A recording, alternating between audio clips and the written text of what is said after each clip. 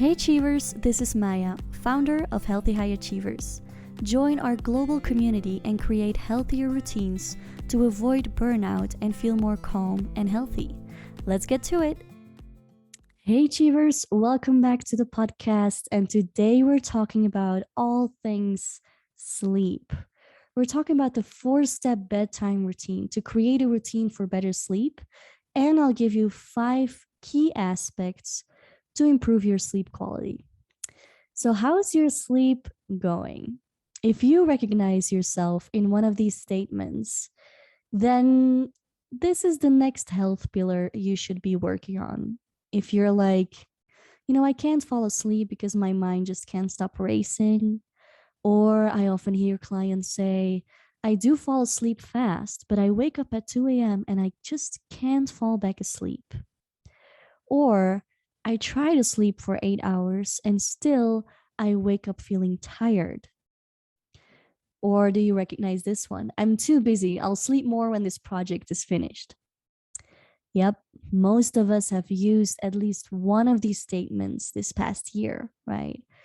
And so still we don't think of taking action, of changing our habits, of optimizing your bedroom, really taking the right steps to improve sleep quality.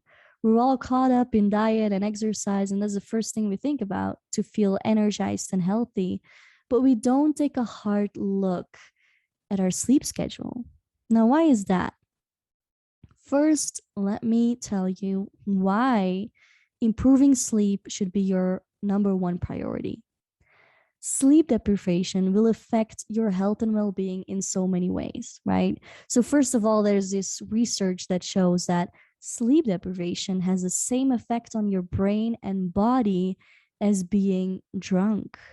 Your reactions, your reflex, everything, it's literally the same for your brain.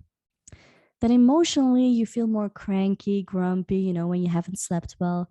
And it's hard to look at the bigger picture of things, to have a good overview of your projects, of your life, to think positive, right? And physically, your body doesn't get the chance to repair, right? So your body can't clean out cells, hormones, toxins. If you don't sleep well, all this trash in your body keeps piling up, and that leads to chronic disease. Now, mentally, you can't focus properly, right? And your productivity just goes down significantly. And the effect is that you will try to work, be productive. You'll make tons of mistakes, and then you'll beat yourself up for not getting stuff done and making more mistakes. So if you want to feel calmer, healthier, energized, and positive about life, I'd say the very first thing you need to be working on is fixing your sleep schedule. So in the link below, in the show notes or in the description on YouTube, I have a free 4-step bedtime routine for you that only takes 15 minutes of your time right before you go to bed. So I advise you to try it out tonight, any evening you can, and you'll see that you'll fall asleep quickly and you'll sleep better. So what can a night routine really do for you? We all hear about morning routines, but we don't focus that much on a bedtime routine or a night routine. So before you go to sleep, what do you do? Just think about it. What do you do in those 2 hours before you go to sleep? Are you still working a bit on a project? Are you scrolling on social media, swiping on Tinder, watching Netflix? Maybe you're out and about. Maybe you're reading a book with interesting information, like these formal books, right? What are you doing? And you're like, oh, Maya, I actually do all of these things. What's wrong with that? Let me give you a little theory lesson about cortisol levels and the nervous system, right? You can read the whole description in the blog post. I'll just give you in a nutshell cortisol, melatonin. Okay, those are the 2 hormones that we need to be talking about today a bit. Cortisol is often known as your stress hormone, right? But we also call it the get up and go hormone. It's supposed to be high in the morning when you wake up so you can be productive. But it actually should be low in the evening so that you can prepare your body for sleep. When cortisol is low, melatonin is high. When melatonin is low, cortisol is high. They're constantly moving like this. In the blog post, you can see the graphic, how that works in a normal day. But when you are doing things, so melatonin, I didn't mention that before, that's your sleep hormone, okay? That's the hormone that stimulates your parasympathetic nervous system, rest and digest, right? You're preparing your body for sleep. So bottom line of that is if you're doing a bunch of activities that gives you excitement, adrenaline, or stress in the evening, your cortisol will be up and you will not have enough sleep hormone, melatonin, to have good sleep quality. So if you're reading informative books, you're studying, you're having these conversations on Instagram, you're scrolling social media, movies, it's all impulses from outside activities that your brain has to process, you have to think, you have to interpret, and you cannot possibly enter a state of true relaxation. So that's why I said, those people who wake up at 2 a.m. and can't fall asleep until 4 a.m., that's a classic symptom of high cortisol in the evening and low melatonin because you cannot stay asleep. When your cortisol is too high at 2 a.m., you don't have enough melatonin to stay asleep. That's exactly where the problem is. So with that theory lesson, let's see how you can balance those hormones, balance your daily rhythm in your body, and sleep like a baby, shall we? So apart from this free 4-step bedtime routine that I created for you, I want to bring your attention on this podcast today to 5 other key aspects to fix your sleep schedule. Okay? Are you ready? So number one is creating a mini morning routine. And we're not going to talk about all the details of what it needs to look like. It's not about 1 hour of yoga or meditation or whatever. What this is about is really priming your brain for the day and actually getting sunlight in. Just if you don't have any time to create a morning routine, just look out the window. Look out the window for 2 minutes while having a cup of coffee and get some sunlight in, because that sunlight will actually increase your cortisol in the evening and it will help you lower cortisol in the evening. So when you get sunlight in the morning, you sleep better in the evening. Okay? So 2 other key aspects of a morning routine is that 1, you just need to create a small sequence that's the same every day so that you don't have to think about it anymore. And this way, your brain can wake up slowly. You can use your brain energy for truly important mental tasks. There's no wonder why there are some highly productive CEOs who just wear the same outfit every day. It's not for nothing. It's really for our brains to just not think in the morning, to not have to think about your outfit, to not waste mental energy on that.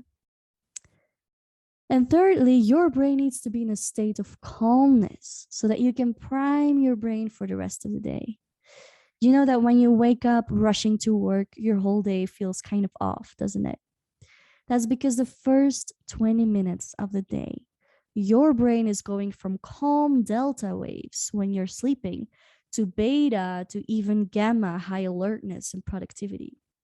So during this transition, it's important you don't feel scattered and rushed, but you feel calm, balanced, and positive, because that will set the tone for the rest of your day.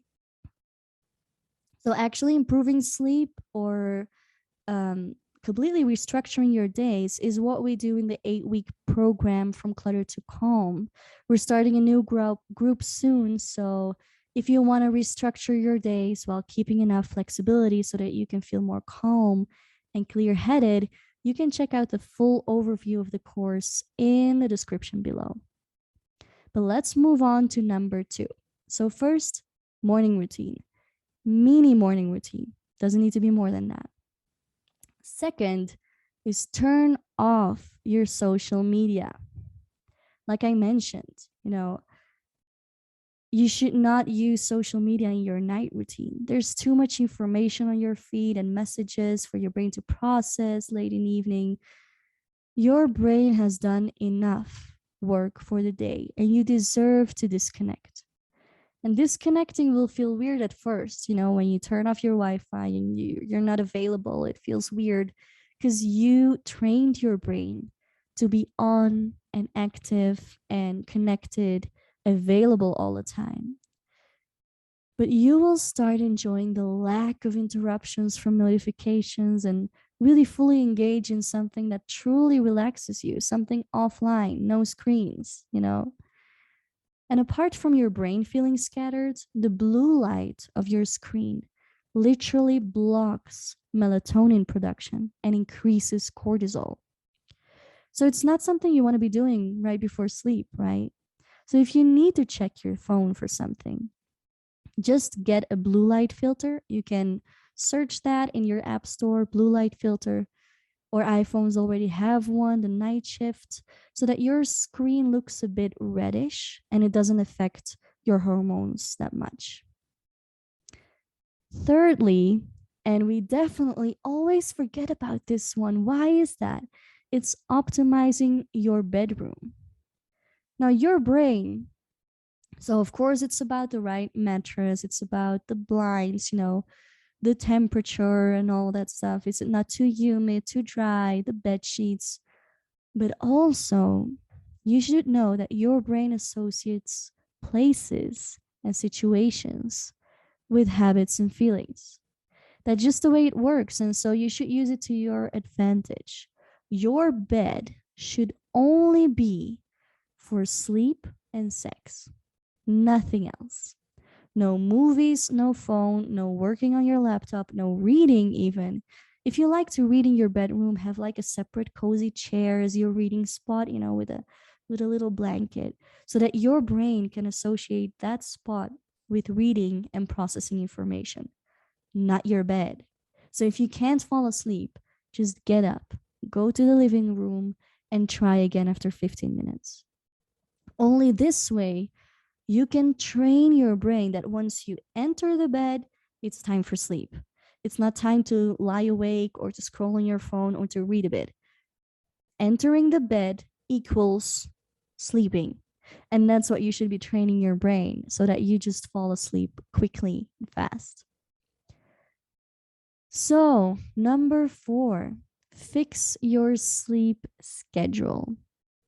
Training your internal clock and sticking to a sleep schedule will always help your body and your brain to fall asleep quickly and wake up feeling well rested. Even when you go out and you sleep quite late, try to wake up at the same time every day. I know you probably heard about this one before.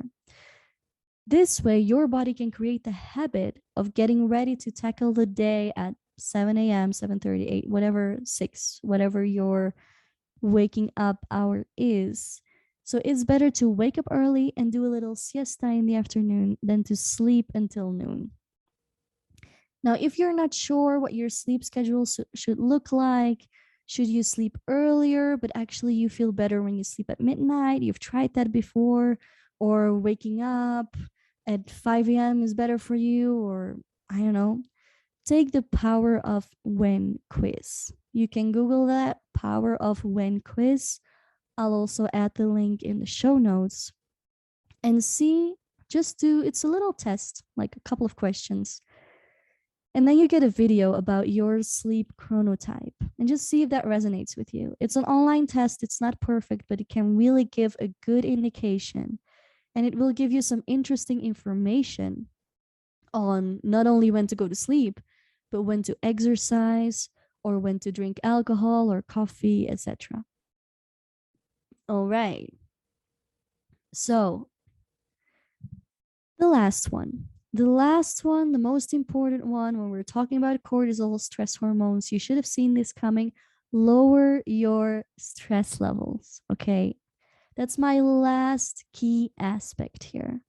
Actively bring down cortisol by lowering your stress levels.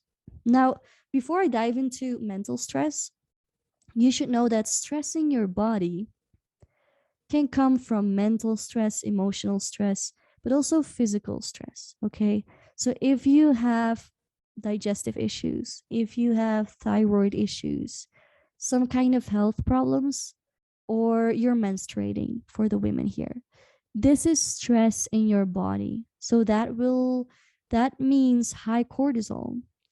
Now, what's dangerous about chronic disease is that chronic stress, right? Chronically high cortisol can really damage your organs and your body. So, I'm a functional medicine certified health coach. If you have problems with that, please reach out to me. It's very important you work on it and not just um, let it happen because you got used to it, or because, oh, my digestion has always been off. No, we can fix this.